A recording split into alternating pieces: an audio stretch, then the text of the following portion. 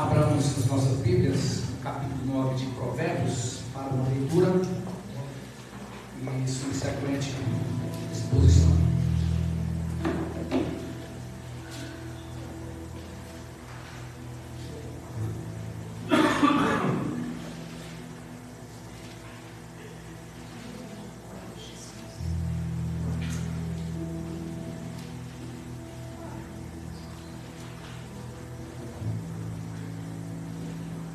Diz-nos assim a palavra de Deus: a sabedoria edificou a sua casa, lavrou as suas 7 colunas, carreou os seus animais, misturou o seu vinho, arrumou a sua mesa, já deu ordens às suas criadas, e assim convida desde as alturas da cidade. Quem é simples, volte-se para aqui, aos falcos de censo diz: vinde, comei do meu pão e bebei do vinho que misturei. Deixai os insensatos e vivei, andai pelo caminho do entendimento. O que repreende o escarnecedor faz afronta a si, e o que censura o perverso a si mesmo se injuria. Não repreendas o escarnecedor, para que te não aborreça. Repreende o sábio, e ele te amará. Dá instrução ao sábio, e ele se fará mais sábio ainda. Ensina ao justo, e ele crescerá em prudência. O temor do Senhor é o princípio da sabedoria, e o conhecimento do santo é prudência. Porque por mim se multiplicam os teus dias, e anos de vida se te acrescentarão. Se és sábio, para ti mesmo o és. Se és escarnecedor, do sol suportarás. A loucura é a mulher apaixonada, é ignorante, não sabe coisa alguma. Assenta-se à porta de sua casa, nas alturas da cidade, toma uma cadeira, para dizer aos que passam e seguem direito o seu caminho. Quem é simples, volte-se para aqui, e aos faltos de censo diz: as águas roubadas são doces, e o pão comido às ocultas é agradável. Eles, porém, não sabem que ali estão os mortos, que os seus convidados estão nas profundezas do inferno.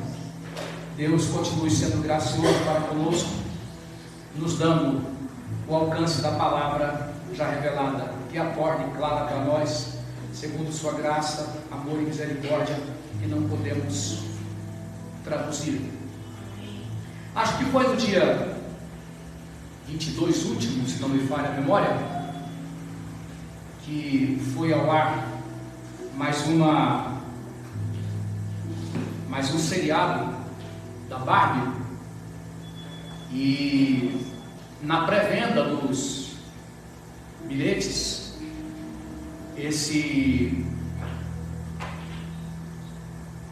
essa exposição, esse material cinematográfico, né, essa série, digam como quiserem, já tinha batido recorde de bilheteria, pelo menos no território nacional. E as pessoas procuraram se reproduzir. Você via todas as faixas etárias, né, de crianças passando por adolescentes, jovens, idosos, de rosa, todo mundo procurando se comportar de acordo com o script, como manda o figurino. E nós ficamos pensando na facilidade como as pessoas se deixam conduzir pelas influências do meio, pelo poder da mídia que propagou, que divulgou, como as pessoas são orientadas, como as pessoas são levadas por conduções, por direções que elas mesmas não conhecem a origem.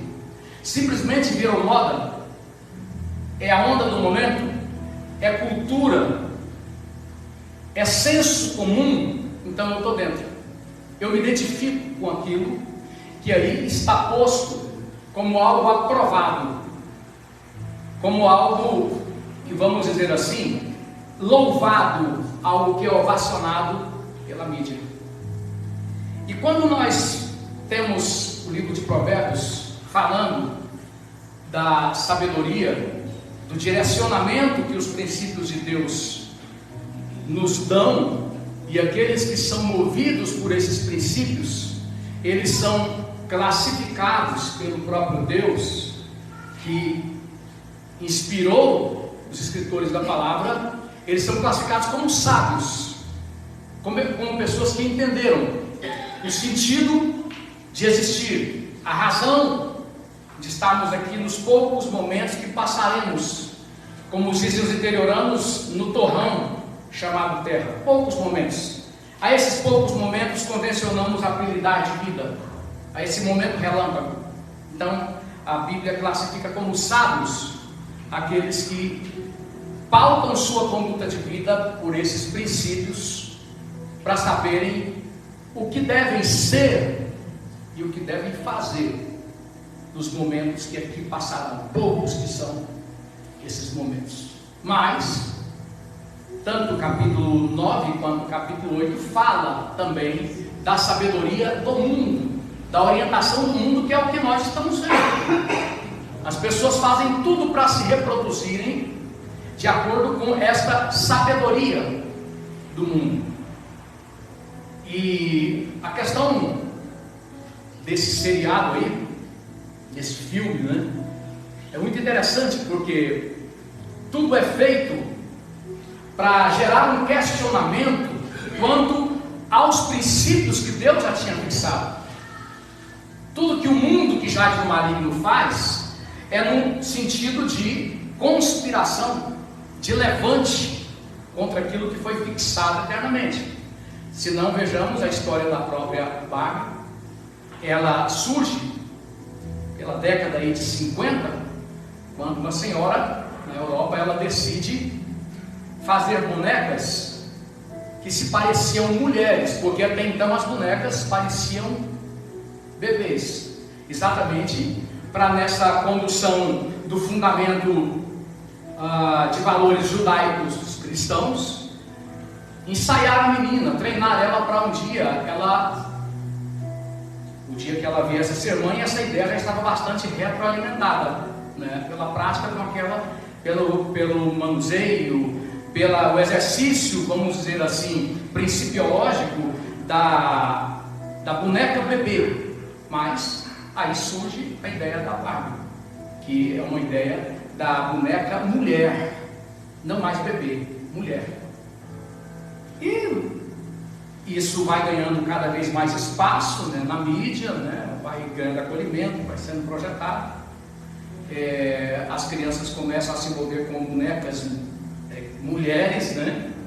E eu achei interessante, muitos anos atrás, acho que uns 20 anos, o Correio Brasiliense publicou uma matéria, no título, na manchete do Correio, estava escrito exatamente: meninas mulheres,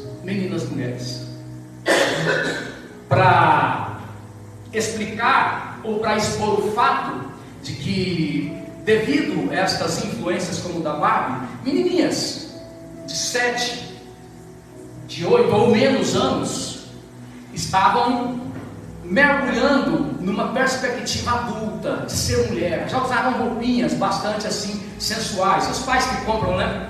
Elas não têm dinheiro, a mãe que ajuda, o pai que vai lá e compra a roupinha para ela se reproduzir sensualmente, né? E essa matéria, ela tinha aí pelo menos 2 páginas de corrida, daqui a 10 anos. E nós vamos acompanhando essas orientações que a sabedoria comum, que a sabedoria do mundo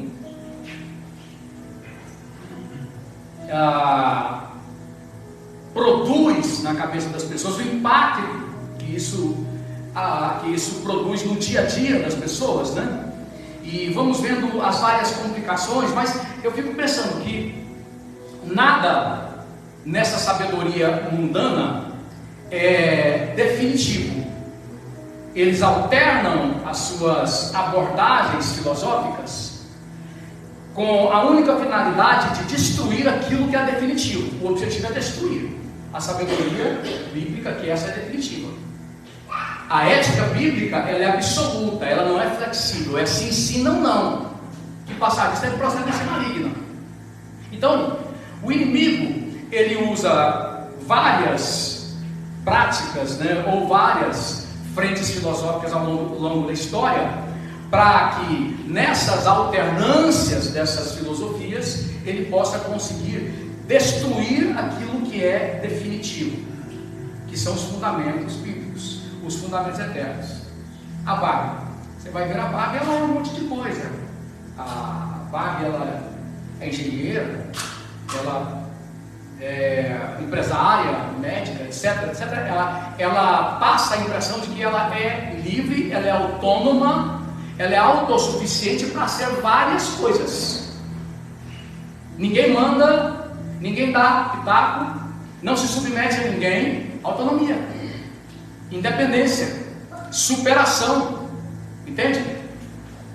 O pensamento de uma suposta liberdade na qual a pessoa não se submete a nada nem a ninguém, é a nada mesmo, inclusive a Deus.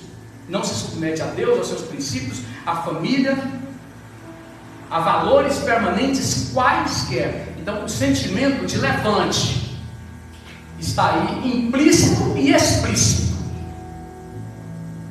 num seriado como esse.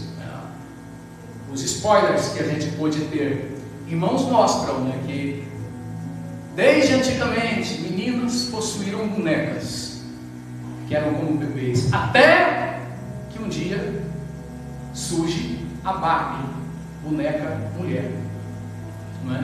E aí nos spoilers você pode ver também a fúria das crianças que, quando recebem a Barbie adulta, pegam e esmagam a bonequinha com aspecto de neném, com marreta, com fúria, com ódio, esmagam aquela bonequinha que era bebê, porque agora a nova onda é a Barbie adulta, para passar para a cabeça das pessoas, desde crianças, essa ideia de independência, né? De superação, de autonomia. Não é mera coincidência que o diabo conversa com a mulher, questionando a sabedoria de Deus. Foi assim que teu Deus te disse? São esses seus valores? São esses os princípios que ele te passou? São esses os fundamentos sobre os quais ele falou para você pautar, fundamentar sua conduta de vida? É essa a sabedoria dele? É assim que ele te disse? Pelos séculos essa voz ecoa, questionando no coração da criança, do jovem, do velho, a sabedoria eterna, a palavra de Deus. De várias as maneiras, é exatamente o que acontece. Interessante que aqueles que sempre foram a favor desta projeção, a exemplo da Barbie, porque são N casos, são N figuras, são N arquétipos, N divindades, N heróis que são levantados para mostrar para as pessoas padrões que as orientam para que elas vivam uma independência dos valores conservadores, diga-se valores bíblicos. Então são muitas orientações, usando muitas figuras, usando todo um acervo filosófico, e a mídia apoiando, projetando tudo isso, fazendo prevalecer, impondo, incriminando quem não concorda, quem não se verga, quem não se dobra perante isso, marginalizando quem não se prostra perante isso. Mas é interessante que quando nós dizemos que eles não são definitivos daquilo que pregam, é porque agora aqueles mesmos que propulsaram, projetaram os valores que foram passados através da Barbie, agora são a Barbie. Não, a Barbie agora ela passa muito essa impressão da elite branca, loira, dessa elite opressora, que não considera as minorias, né? E fizeram até tanta pressão que a empresa que é responsável pela publicação da Barbie até começou a fabricar também a Barbie deficiente, em cadeira de rodas, né? Parece que tem até a Barbie que é negra, e tem a Barbie também, como é que é a Barbie Down, né? Com síndrome de Down, e por aí se vai. E agora eles continuam sendo contra isso aí, porque dizem que mesmo assim a Barbie não se presta mais a esse politicamente correto. É preciso criar. O próprio seriado esse filme ali, ele termina com uma crítica à Barbie, né? Porque mostra ali indivíduos que eles chamam de os queens, né? Da Barbie, que são uma espécie de namorados, mas que é ela que manda o tempo inteiro. Eles aparecem sempre como segundo lugar, né? E num dado momento, eles se impõem, e as mulheres nesse contexto mostram uma necessidade de dependência, né? E por causa disso o seriado critica ferozmente a Barbie, né? Não se presta mais, né? Aí eu fico pensando, nós vivemos a época da chamada pós-modernidade, né? Em que, repercutindo as ideologias desde da Revolução Francesa, que teve por objetivo exatamente destruir os valores bíblicos, o grande mote da Revolução Francesa foi o propósito de destruir os valores bíblicos, né? Criou-se ali, os signatários de Robespierre, criou-se o culto à razão. A pessoa é solta, é autônoma, é livre, é independente. O culto à razão, que espalhou-se na Revolução Francesa, nada mais era do que o culto da pornochanchada, da promiscuidade, da orgia, onde as pessoas se largavam na mais desabrida depravação. E a coisa era tão terrível, né, que o próprio Robespierre depois intervém e mata aqueles que eram os organizadores do culto da razão, né? E a gente lembra do que aconteceu na Revolução Bolchevique na Rússia, quando a ministra da cultura lá da Rússia, daqueles idos, foi a Alessandra qualquer coisa, ela foi chamada para frear a liberalidade que eles próprios tinham introduzido. Era o sexo livre, era tudo livre, ninguém mais era proibido de nada, então seremos felizes para sempre. Mas aquilo levou a sociedade russa a um colapso tão tremendo, com efeitos em todas as áreas, inclusive na área econômica, que as próprias autoridades russas entenderam que teriam que voltar aos valores anteriores. É tanto que a Rússia hoje, se você parar para pensar, a Rússia ela tem uma postura conservadora. Não é que eles se converteram, não. É uma questão pragmática. A Rússia hoje, ela não aprova e proíbe o casamento gay, ela não aprova e proíbe e pune quem adotar criança na condição de casal gay, não tolera, não admite passeata gay, nada disso. Como reflexo do que eles sofreram lá atrás, eles estão numa condição hoje muito mais conservadora do que os americanos, muito mais, né? Mas ainda pensando no objetivo de destruir os valores, os princípios, no que é feito pela história para destruir os princípios da palavra de Deus, falando ainda da Revolução Francesa, depois do culto da razão, Robespierre, ele cria o quê?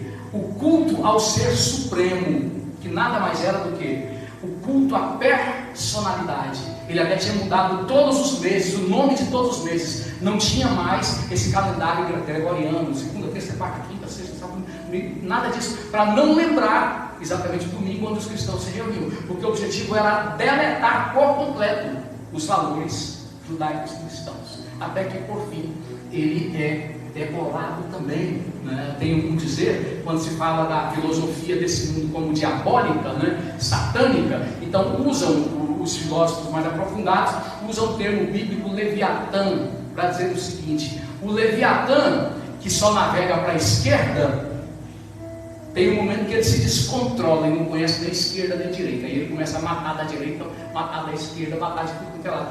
A Revolução Francesa matou tanto os jacobinos quanto os girondinos, matou os prós, matou os contras, o próprio líder acabou guilhotinado, porque Deus, o Salmos capítulo 11, coloca claramente isso: a cova que as nações abriram, elas caíram nelas.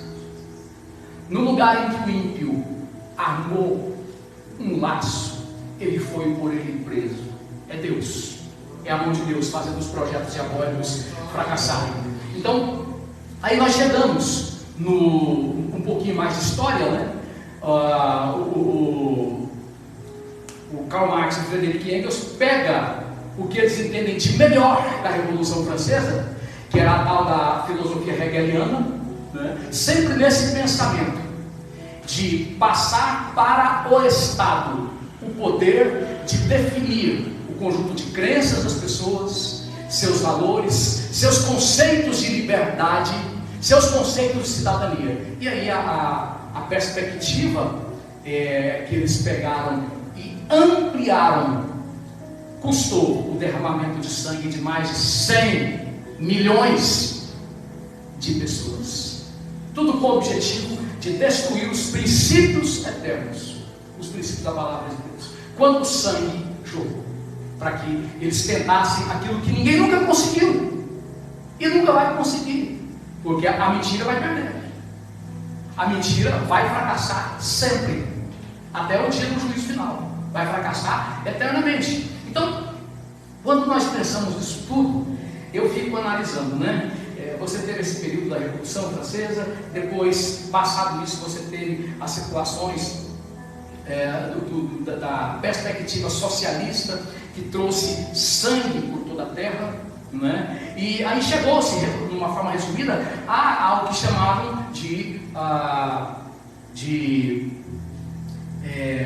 me passou o nome, até citei ele aqui já, mas o período da pós-modernidade, né? Em que haveria uma continuidade de esvaziamento dos conceitos de sabedoria judaicos cristãos, tudo nessa esfera. Nossas faculdades, nossas universidades, nossas escolas, os parlamentos do mundo inteiro, as cortes supremas do mundo inteiro, todos eles sempre caminharam nessa perspectiva de desconstruir a sabedoria bíblica e de passar para a humanidade um conceito de sabedoria que levasse o homem a uma condição mais assim, versátil, a uma condição mais administrativa, um homem que tivesse uma mente mais acessível ao projeto de poder que eles chamam de establishment, né? E a mídia chamada de mídia mainstream ou mídia marrom, sempre dando todo amparo, todo apoio a esse objetivo que é destruir os valores da palavra de Deus. É uma batalha de séculos, é uma batalha de milênios que só vai terminar com a volta do Senhor, pelo que nós podemos dizer que não tenhamos dúvida, trata-se da luta do bem contra o mal, das trevas contra a luz. Ainda falando da questão da Barbie, não presta mais, não se presta mais aos nossos objetivos. Agora já se fala da modernidade líquida, né? A pós-modernidade que muita gente nem entende ainda o que é.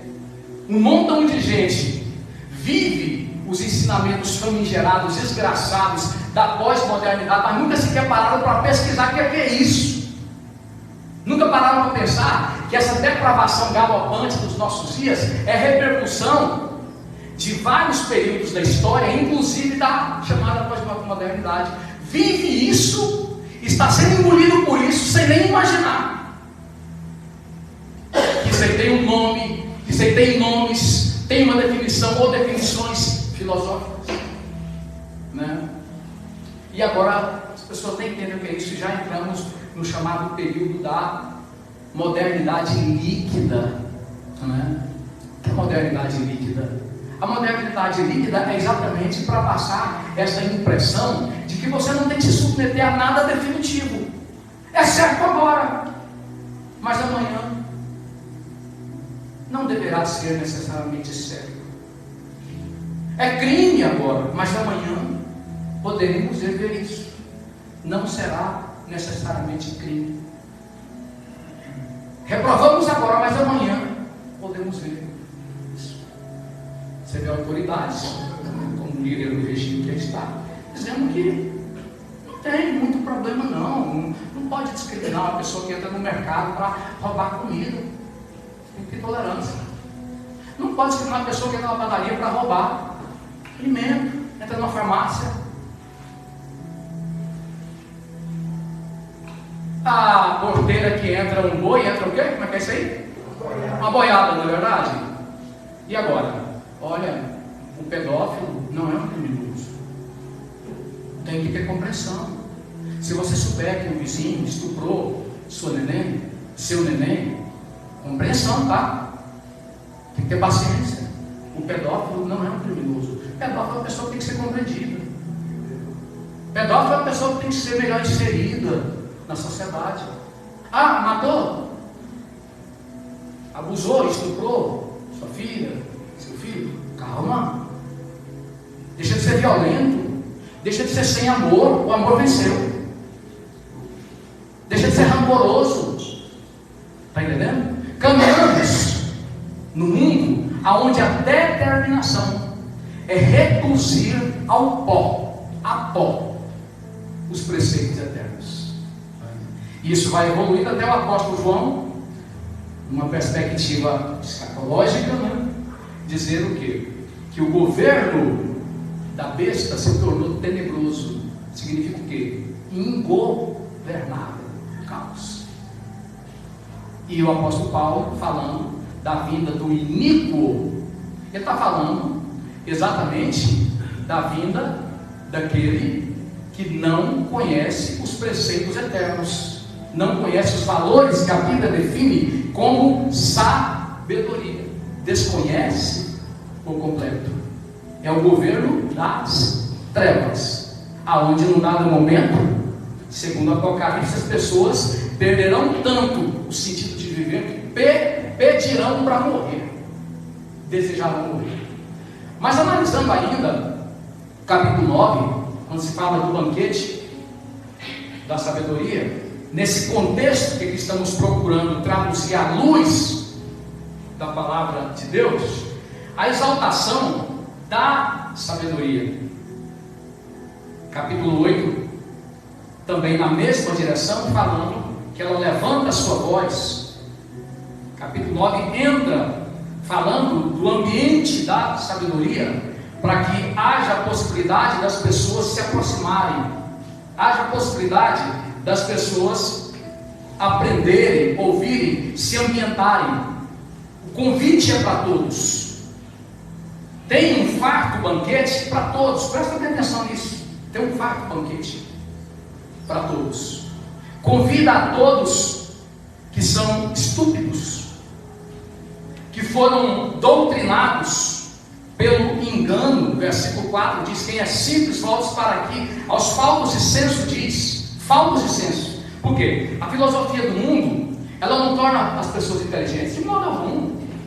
Não há sabedoria, não há inteligência, não há pessoas verdadeiramente evoluídas, colocando de lado os preceitos da palavra de Deus. Pelo contrário, a sabedoria do mundo destrói a capacidade crítica, destrói a possibilidade da pessoa compreender qual o sentido da vida. Por isso que hoje ela quer ser homem, amanhã quer ser mulher. Hoje se veste como homem, amanhã se veste como mulher. Hoje você vê pessoas bonitas, vamos dizer assim, com atributos corpóreos louváveis. Não que haja pessoas feias, por assim dizer, mas há pessoas com atributos corpóreos que se destacam, e Deus fez isso. Deus quis dar a essa pessoa essa graça para o seu louvor. Ao que Deus não deu esses atributos corpóreos, quis Deus que ela o louvasse, o adorasse, com as suas limitações. Se morremos, é para o Senhor. Se vivemos, é para o Senhor.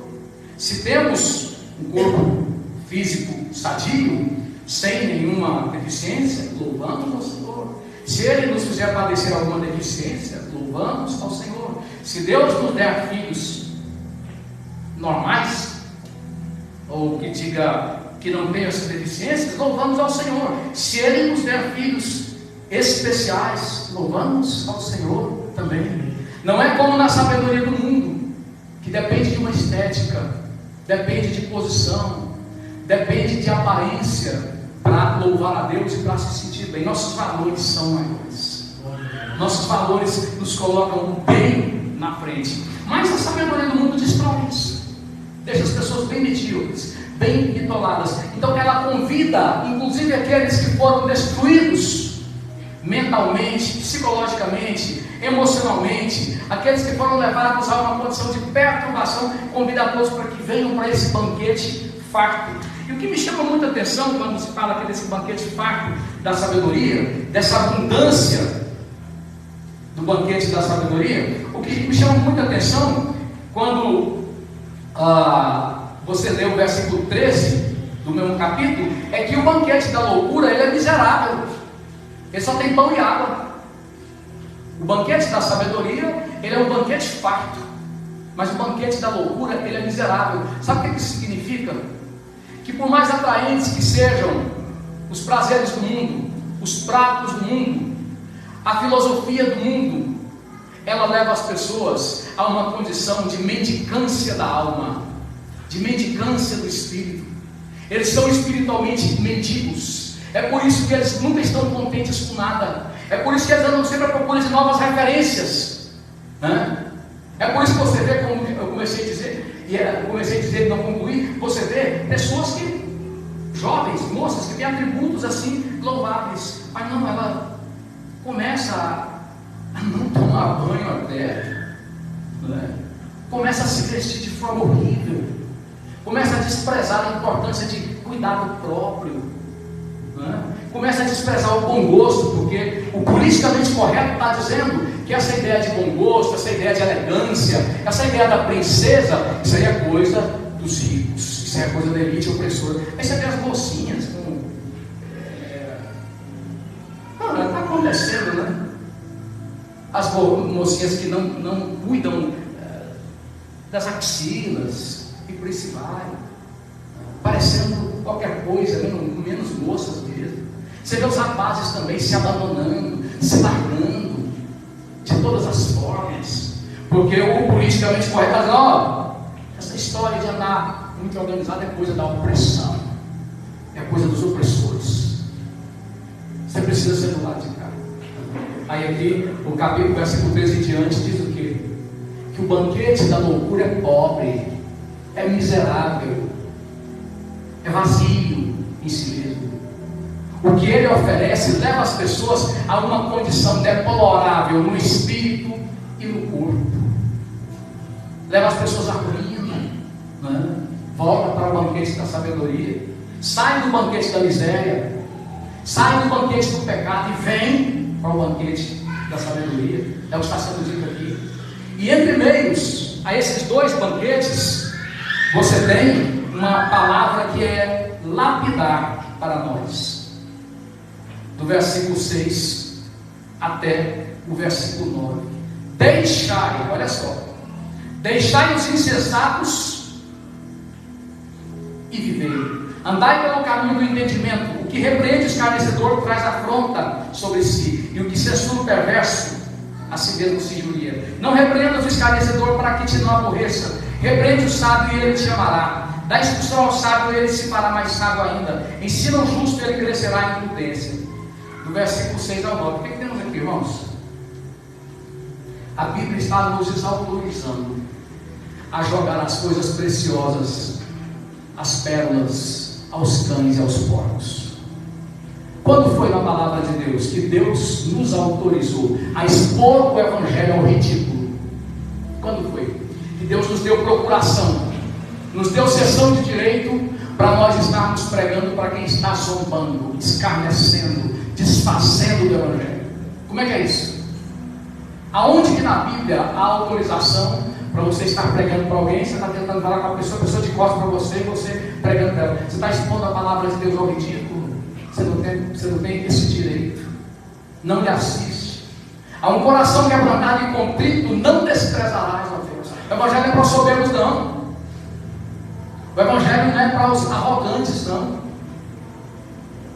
Aprendei de mim, que sou manso e humilde de coração. Levanta a sua cabeça, se preze no seu local de trabalho, se dê valor. Entenda que não há glória maior do que o Evangelho. O apóstolo Paulo chega a dizer: eu prefiro morrer do que alguém tornar vã a glória da minha pregação. Nós precisamos nos dar valor. Nós precisamos mostrar para esse mundo que não existe glória maior do que a glória do Evangelho. Não podemos fazer isso com soberba. A soberba é para eles, a arrogância. Mas nós precisamos ter postura.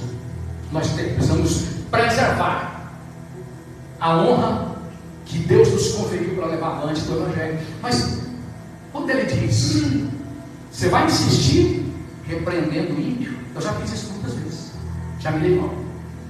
Já confrontei o ímpio muitas vezes e não faço mal. Não faço mais. Tentar aconselhar, tentar sentar com um indivíduo que ele declaradamente, conscientemente está servindo a Satanás. Eu não estou falando da pessoa que nunca teve a oportunidade de ouvir a palavra de Deus. Eu estou falando de pessoas. A descrição aqui é para as pessoas que desprezam o conselho. Se ele despreza é porque teve oportunidade, né? O capítulo 5 fala disso. Ele morrerá, porque sem correção andou, e pelo excesso da sua loucura, ele perdido o camaleio. Está falando de pessoas que desprezaram, tiveram acesso ao conhecimento, mas desprezaram. Então o escritor está colocando o seguinte: você vai se aniquilar, você vai se acabar, você vai se arruinar se você tentar aconselhar, orientar alguém que deliberadamente rejeita a palavra de Deus. Você vai se desgastar, você vai se expor ao ridículo, você vai expor a palavra de Deus, você vai ter estresse, você vai entrar em depressão, você não vai viver. Deixai os insensatos viver. É o que o texto está colocando aqui. Deixai os insensatos, é deixar, tanto no sentido de você não se assentar na roda dos escarnecedores, não há lugar para você lá. Saia fora da roda dos escarnecedores. Você não tem o que fazer banquete com o ímpio, um perverso. Você não tem que ir para as festas dos ímpios. Só tem demônio lá, só tem escárnio contra Deus lá. Você vai fazer o que lá? Você vai se expor, você vai se comprometer. Você vai comprometer a sua qualidade espiritual. Deixai os insensatos viver. Andai pelo caminho do entendimento. O que repreende o escarnecedor traz afronta para si. Continua dizendo, você traz injúria para você. Você vai se aborrecer, você vai se desgastar. Mas aí ele muda e diz o seguinte no versículo 8: repreende o sábio e ele te amará. Dá instrução ao sábio e ele se fará mais sábio ainda. Ensina ao justo e ele crescerá em prudência. Há um endereço certo para o Evangelho. E esse endereço certo não é para os arrogantes, não é para os soberbos. O segredo do Senhor é para os que o temem, e ele lhes fará saber os seus decretos. Salmos 25, 14. Entendam? Há um endereço certo para o Evangelho.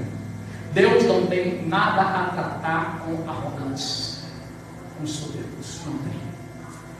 Nós somos orientados a pregar para aqueles que dão abertura a essa palavra. E esses que dão abertura, eles chegarão a essa condição aqui descrita de sábios. Dá instrução ao sábio, ele se fará mais sábio ainda. E ele continua, ainda numa última consideração: o temor do Senhor é o princípio da sabedoria e o conhecimento do santo da prudência. Porque por mim se multiplicam os teus dias e anos de vida se te acrescentarão. Se és sábio, para ti mesmo és. Se és esclarecedor, tu só o suportarás. Nós temos aqui uma passagem, que ela é a passagem que norteia não só todos os capítulos, os mais de 30 capítulos de Provérbios, mas ela norteia toda a Bíblia. O versículo 10: o temor do Senhor é o princípio da sabedoria e o conhecimento do santo da prudência. Eu estava olhando essa expressão, né, na Bíblia hebraica, e é um pouco diferente, porque na tradução hebraica não fala temor do santo, né, a sabedoria do santo, que no caso seria Deus, mas fala que é a sabedoria, o conhecimento dos santos é a sua sabedoria. O que é que essa palavra nos ensina acima de tudo? O temor do Senhor é o princípio da sabedoria. Vamos, pela graça de Deus, concluir aqui. Em primeiro lugar, tudo que você está vendo no mundo, hoje e sempre, em matéria de depravação, o ser humano se banalizando, né? Se expondo ao ridículo, as pessoas se degradando, as pessoas, por não entenderem mais o sentido de existir, elas fazem qualquer coisa, elas mendigam a amizade de um grupo, e para elas merecerem serem aceitas daquele grupo, elas fazem qualquer coisa, elas não se dão valor.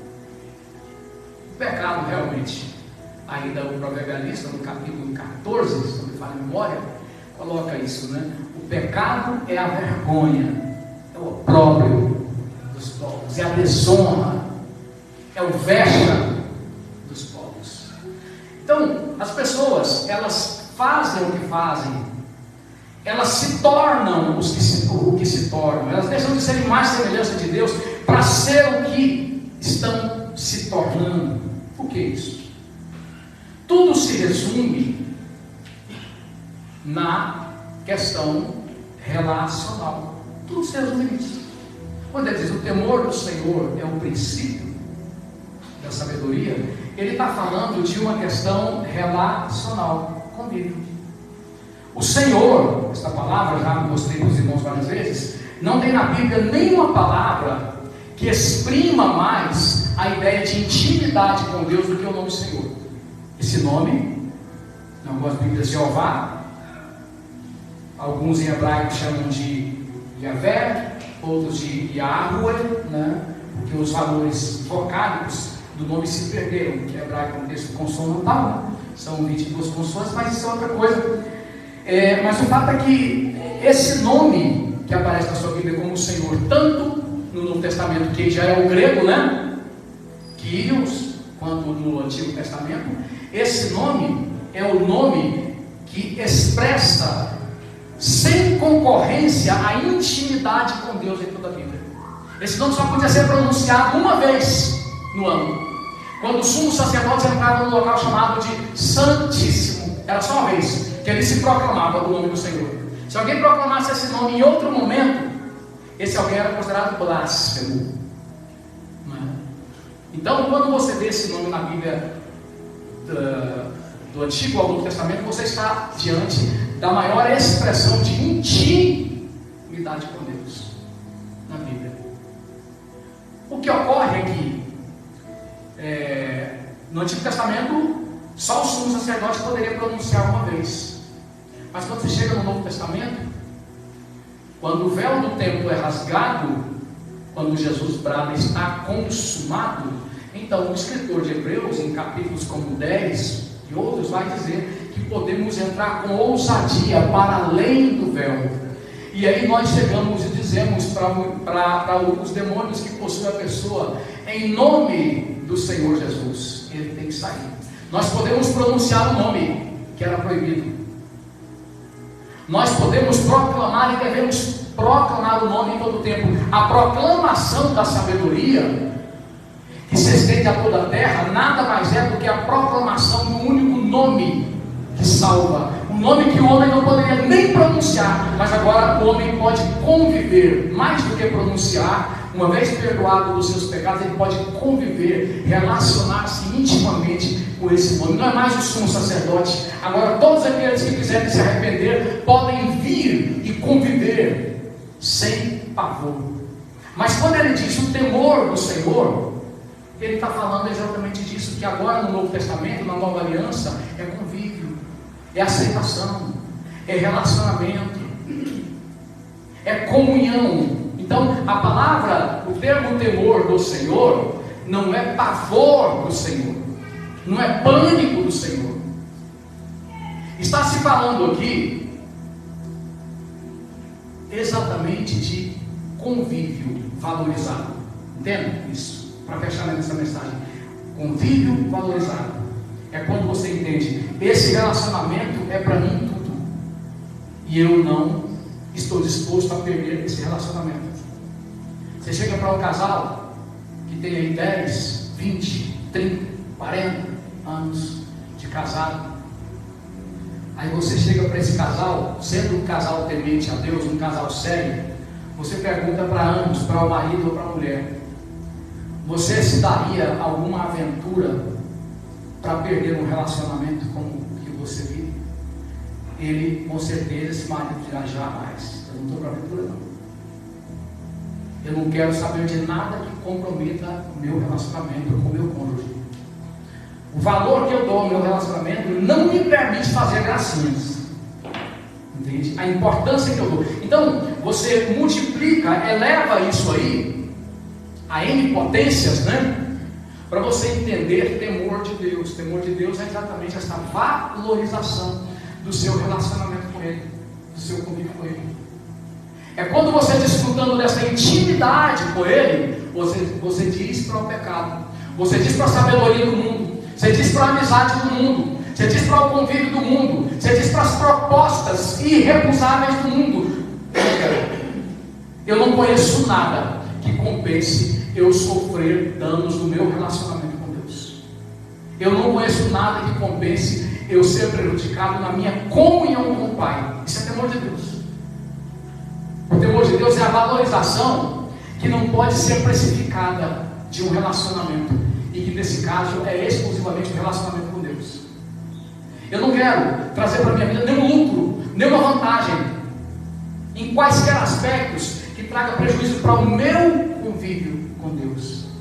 Quando você chega a esse ponto de entender assim a importância do seu relacionamento com Deus, você poderá dizer a seu respeito duas coisas. Você poderá dizer: primeiro, eu tenho temor de Deus. Toda pessoa que valoriza devidamente o seu relacionamento com Deus como o seu bem absoluto, então você pode dizer dessa pessoa: ela tem temor de Deus. Ela não vai fazer nada para prejudicar a comunhão dela com Deus. Isso é temor de Deus. Segunda coisa que você pode dizer de uma pessoa que amadureceu a esse ponto de não permitir que nada nem ninguém traga prejuízo para a sua comunhão com Deus, que estará com ela para toda a eternidade. Qual é a segunda verdade que você pode afirmar? Essa pessoa é sábia. Você está diante de um sábio. O temor do Senhor é o fundamento. Princípio aí significa base, significa alicerce, significa o sustento. O temor do Senhor é o fundamento da sabedoria. Não existe sabedoria na vida de ninguém que não respeita Deus, na vida de nenhum ator, de nenhuma atriz, de nenhum megastar, de nenhum cantor, de nenhuma que se diga celebridade, mas que despreza a Deus. Você tem a loucura bem colorida dele. Não se encante, não se torne admirador de pessoas que têm projeção midiática, que são aplaudidos, que são seguidos por milhões nas redes sociais, mas tem prazer no pecado. Porque a pessoa não é sábia, ela é louca. Ela faz parte do clube da loucura. E o capítulo 9 vai terminar dizendo que aqueles que seguem esse caminho não sabem que ali estão os que se enveredam. Não sabem que ali estão os mortos, que os seus convidados estão nas profundezas do inferno. Assim termina o capítulo 9, falando de todos aqueles que, muito embora possam ter projeção, possam ser aplaudidos, possam parecer sábios, mas eles não são nada mais do que pessoas com um passaporte garantido no inferno. Interessante, tem um grupo de filósofos que são intitulados de os filósofos da morte de Deus, né? Disso aí surgiu inclusive aquele filme Deus Está Morto. Depois surgiu um outro filme, Deus Não Está Morto, né? Muito proveitoso, que indico até hoje que não assistiu, assista Deus Não Está Morto. Parece que tem um 1 e 2, né? Tem um 3 já, 1, 2, 3, muito importante mesmo. Gaste tempo assistindo esses filmes, principalmente os estudantes. Mas dessa corrente de filósofos que se diziam os filósofos da morte de Deus, surgiu uma série que é Deus Está Morto, né? E um dos grandes, considerados grandes desses filósofos, era Nietzsche. Nietzsche, como ateu que era, né? Ele se contradisse várias vezes, e numa das vezes que ele se contradisse, ele esculpiria uma frase inesquecível, dizendo o seguinte: todo homem não passa de um cadáver adiado. Todo homem não passa de um cadáver adiado. Ué, ele não era tão pleno? A sabedoria do mundo não o orientava tão bem a ponto dele não precisar de um Deus que segundo ele não existe? Por que essa preocupação com a morte? Por que esta reflexão tão profunda? Por que palavras que exprimem tamanha preocupação com o além? Todo homem é um cadáver adiado. E aí Nietzsche está de acordo com a Bíblia. O ateu está de acordo com a Bíblia. Todos aqueles que se enveredam pelo caminho dos que não respeitam a Deus, não respeitam os princípios da palavra de Deus, não temem a Deus, eles podem ser qualquer coisa, viu? menos sábios. Menos sábios. Eles podem ser aplaudidos, eles podem ter milhões de seguidores, eles podem conseguir dinheiro, eles podem ter o falso prazer desse mundo, mas sábio não, eles são estúpidos. Eles não estão percebendo que eles têm passaporte certo, como diz o versículo 18, encerrando aqui, eles têm passaporte certo para o inferno. Quando o convite da loucura diz: ó, vem para cá, que o pão roubado e as águas roubadas são mais dóceis. Vem para cá, vem para o convite da loucura. O erro dá mais prazer. Quebrar princípios é mais, vamos dizer assim, orgásmico. Essa é a verdade. Arrebentar os valores eternos granjeia para você uma aceitação melhor no meio da galera. Você vai ser melhor aplaudido. Isso aí são as águas roubadas. É o pão roubado. É o convite da loucura. Mas eu quero que você saia daqui com essa definição última. Quando você vê alguém que cresceu espiritualmente a ponto de dizer não para o mal, não para as filosofias desse mundo, não para as amizades desse mundo, não para o pecado, não para qualquer coisa que ameace o relacionamento dele com Deus, você está diante de alguém que tem temor de Deus, porque ele valoriza. O termo temor aí é para se dizer da valorização e ao mesmo tempo do fundamento. Você está diante de alguém que tem temor de Deus. E a outra coisa, você está diante de alguém que é sábio na definição verdadeiramente bíblica de sabedoria. A sabedoria, ela é marca indelével, é marca inconfundível daqueles que consideram que o seu relacionamento com Deus é o seu bem absoluto. Minha oração, que você possa sair daqui nessa semana, nessa noite, verdadeiramente confrontado, verdadeiramente balançado, não por mim, não pelo que eu falei.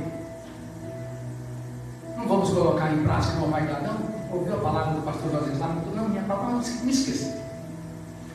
Mas que a palavra de Deus possa te balançar, ela possa te quebrar, ela possa fazer você colocar-se diante de todo esse sistema que se levanta contra Deus, como alguém verdadeiramente sábio. Que você seja instrumento de Deus para que a voz da sabedoria seja proclamada altissonantemente pela sua vida. Que o seu testemunho, que suas atitudes, junto com suas palavras, possam proclamar a plenos pulmões para esse mundo que está sendo arrastado pela loucura para o inferno.